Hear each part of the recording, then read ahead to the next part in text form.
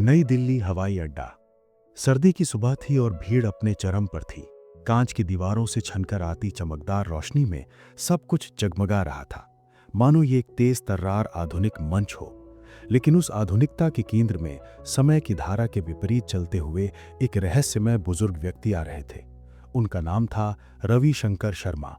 उन्होंने सादे खादी का कुर्ता पैजामा पहना था, ऊपर एक पुराना भूरा स्वेटर और पैरों में फटी हुई चप्पलें थीं। हाथ में एक प्लास्टिक कवर में रखा प्रिंटेड टिकट था, जिसे देखकर लग रहा था कि किसी ने उन्हें कहीं से दिया होगा। उनके चेहरे पर एक गहरी शांति थी, लेकिन आंखों में एक असहनीय थकान, मानो उन्होंने एक लंबी जीवन यात्रा पूरी कर ली हो और अब बस एक निश्चित सीट का आश्वासन चाहते हों। वो धीरे धीरे इंडिगो एयरलाइंस के काउंटर पर पहुंचे। वहां खड़ी युवा कर्मचारी से उन्होंने विनम्रता से पूछा, बेटी, ये मेरा टिकट है, क्या सीट कंफर्म है? मुझे जयपुर जाना है। लड़की ने उन्हें सिर से पांव तक एक बार देखा। उनकी सादगी उस आधुनिक माहौल में बेमेल लग रही थी। मुंह बनाते हुए उसने कहा, अंकल, ये रेलवे स्टेशन नहीं है, यहां ऐसे बोर्डिंग नहीं होती, पहले ऑनलाइन चेक इन करना पड़ता है।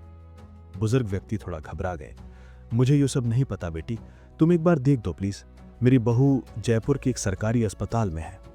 पास खड़ा एक कर्मचारी हंसकर बोला, अरे इन्हें टिकट कौन देता है भाई, ये ऐसे ही घूमते रहते हैं। अंकल घर जाइए, यह आपके बस की बात नहीं है। भीड़ में कुछ लोग देख रहे थे, लेकिन किसी ने कुछ नहीं कहा।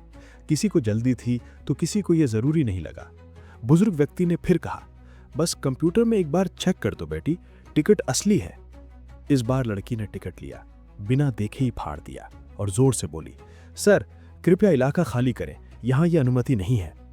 बुजुर्ग व्यक्ति हक्के बक्के खड़े रह गए। हाथ में अब सिर्फ फटे हुए टिकट का आधा टुकड़ा था। उनका चेहरा कुछ देर के लिए खाली हो गया, फिर उन्होंने सिर झुकाया और भीड़ में खो गए।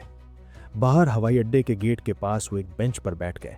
कांपती हुई ठंड में उनके हाथ कांप रहे थे, लेकिन चेहरे पर कोई गुस्सा नहीं था, बस एक स्थिरता। उन्होंने कुर्ते की जेब से एक पुराना कीपैड फोन निकाला, जिसकी स्क्रीन धुंधली हो चुकी थी। उन्होंने एक नंबर डायल किया। उनकी आवाज धीमी थी, लेकिन शब्द स्पष्ट थे। हाँ, मैं हवाई अड्डे पर ही हूं, जैसा डर था वैसा ही हुआ। अब आपसे अनुरोध है वो आदेश जारी करें। हाँ, अभी। कॉल काटने के बाद उन्होंने एक लंबी सांस ली और आंखें बंद कर ली। अंदर हवाई अड्डे पर हंगामा शुरू हो गया। मैनेजर ने काउंटर के कर्मचारियों को बुलाया, सभी बोर्डिंग प्रक्रियाएं बंद करो, फ्लाइट की क्लियरेंस का आदेश रुक गया है, कुछ समस्या हुई है। कुछ मिनट बाद सिक्योरिटी चीफ का फोन बजा। डीजीसीए से कॉल था, आज की सभी उड़ानें बंद कर दी गई हैं। क्या ये कोई वीआईपी केस है? भ्रमित कर्मचारी सोचने लगे कि शिकायत किसने की। ठीक तभी एक काली गाड़ी हवाई अड्डे के गेट पर रुकी। 3 लोग बाहर निकले, एक सीनियर एयरलाइन ऑफिसर, एक निजी सहायक और एक सीनियर सिक्योरिटी ऑफिसर। बुजुर्ग व्यक्ति अब खड़े थे। गाड़ी की तरफ न जाकर वो उस प्रवेश द्वार की ओर बढ़े जहां कुछ देर पहले उनका मजाक उड़ाया गया था। हवाई अड्डे का माहौल अब पहले जैसा नहीं था। कुछ देर पहले जहां चाय की चुस्कियां और हंसते हुए फ्लाइट की घोषणाएं हो रही थीं, वहां अब सन्नाटा था। फ्लाइट बोर्डिंग रुक गई थी। यात्रियों को कहा गया कि वे थोड़ी देर इंतजार करें, तकनीकी समस्या है। लेकिन कर्मचारियों को खुद भी नहीं पता था कि असली कारण क्या है। ठीक तभी वो बुजुर्ग व्यक्ति फिर से काउंटर पर हाजिर हुए। इस बार उनके साथ थे एयरलाइन के चीफ ऑपरेशंस ऑफिसर, डीजीसीए के एक सीनियर सलाहकार और एक विशेष सिक्योरिटी ऑफिसर। काउंटर के कर्मचारी स्थिर हो गए। जिन्होंने उनका मजाक उड़ाया था, उनके माथे पर अब पसीना था। बुजुर्ग व्यक्ति उस काउंटर की ओर बढ़े जहां उनका टिकट फाड़ा गया था। उन्होंने कुछ नहीं कहा, बस जेब से एक कार्ड निकाला। उस पर लिखा था, रविशंकर शर्मा, सीनियर सिटीजन और नागरिक उड्डयन मंत्रालय के सलाहकार, पूर्व अध्यक्ष, नागरिक उड्डयन अधिकरण। मैनेजर का चेहरा पीला पड़ गया। डीजीसीए के ऑफिसर ने गुस्से भरी आवाज में कहा, तुम लोगों ने इन्हें अपमानित किया और इनकी आईडी देखे बिना टिकट फाड़ दिया। काउंटर की लड़की के हाथ से फटे हुए टिकट के टुकड़े गिर गए। पहली बार रविशंकर शर्मा ने जो कहा, उनकी आवाज में गुस्सा नहीं, सिर्फ दर्द था।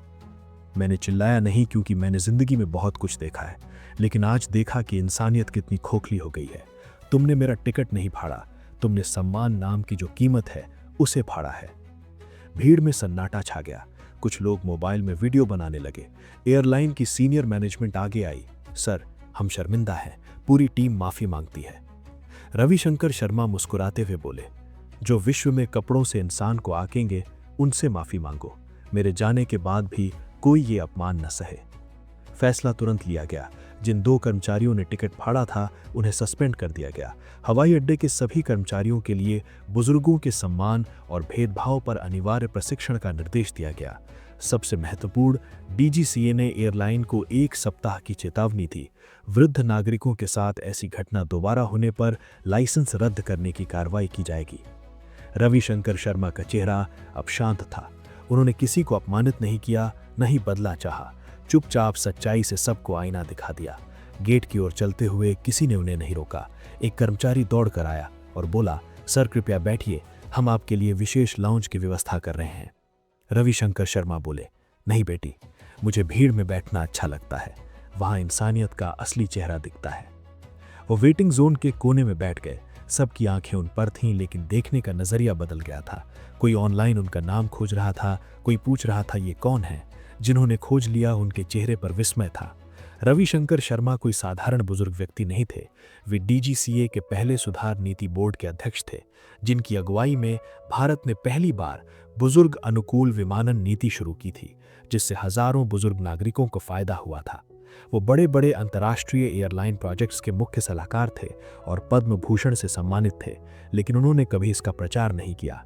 उनकी पहचान किसी वीआईपी पद से नहीं, बल्कि उनकी सादगी और दृष्टिकोण में थी। इतने सालों बाद क्यों लौटे? एक पत्रकार धीरे से उनके पास गया। सर, जब आपको अपमानित किया गया तब चुप क्यों थे? रविशंकर शर्मा मुस्कुराकर बोले, एक समय था जब मैं हवाई अड्डे पर वर्दी पहनकर आदेश देता था। आज उसी हवाई अड्डे पर मैं आम आदमी बनकर अपमान सह रहा था। मैं जानना चाहता था कि हमारे बनाए कानून सिर्फ फाइलों में है या लोगों के दिलों में भी है। उनके लौटने का एक उद्देश्य था। एयरलाइन उनकी पुरानी पेंशन फंड कंपनी की निवेशक थी। वो सिर्फ ये देखने आए थे कि इस देश में अभी भी बुजुर्गों का सम्मान किया जाता है या नहीं। उनके अनुभव ने उन्हें सिखाया था कि किसी सिस्टम की ताकत उसकी तकनीक में नहीं, बल्कि उसकी संवेदनशीलता में होती है। जिन कर्मचारियों ने उनका मजाक उड़ाया था वो अब सिर झुकाए खड़े थे। रविशंकर शर्मा ने एक युवा कर्मचारी को पास बुलाया। लड़का कांप रहा था। बेटा, तुमने मेरा टिकट फाड़ा था। जिंदगी में किसी का सम्मान मत छीनना। ये कुर्सियां बदल जाएंगी, लेकिन तुम्हारी सोच ही तुम्हें इंसान बनाती है या सिर्फ एक मशीन। लाउंज के हर यात्री आज कुछ सीख कर गया।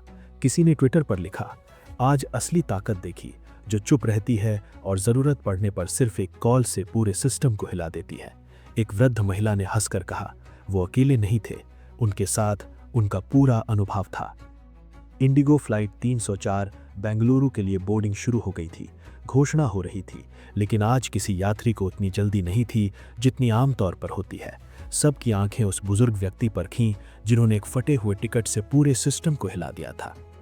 रविशंकर शर्मा धीरे से उठे और अपना पुराना फीका बैग उठाया जिसमें इतिहास का भार था। वो गेट की ओर बढ़े। रास्ते में वो मैनेजर जिसने उन्हें अपमानित किया था हाथ जोड़कर खड़ा था। सर कृपया एक बार माफ कर दीजिए। रविशंकर शर्मा रुके। उनकी आंखों में देखकर बोले, माफ कर दूंगा, लेकिन एक शर्त पर। हर उस यात्री से माफी मांगो जिसे तुम्हारी बातों से ठेस पहुंची है, और हर बुजुर्ग को विनम्रता से देखो जो तुम्हारे सिस्टम की खामोश बेंचों पर बैठे रहते हैं।